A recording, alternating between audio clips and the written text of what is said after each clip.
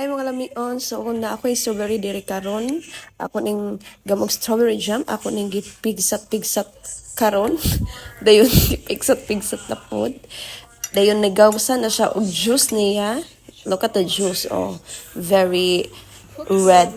So ako na siyang giluto sa kanang kalaha.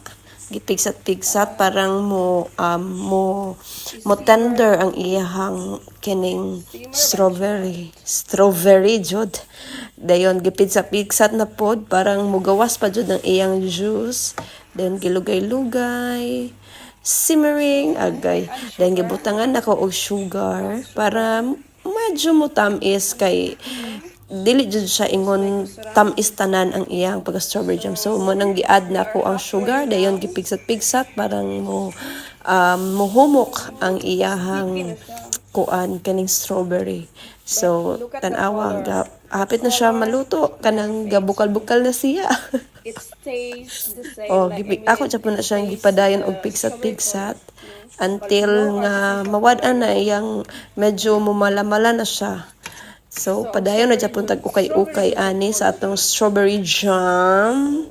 Strawberry. Dayon. Oh, hinayan na ko ang iyang kanang siga. So, mauna ni siya Dayon, ron. oh, hapit na ni siya mahuluto. Oh, parang humana na ni. Okay na to. Thank you very much.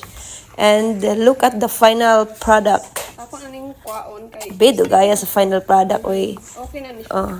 Okay na ni. I-show na ng final product, oh. Muna ang final product, oh.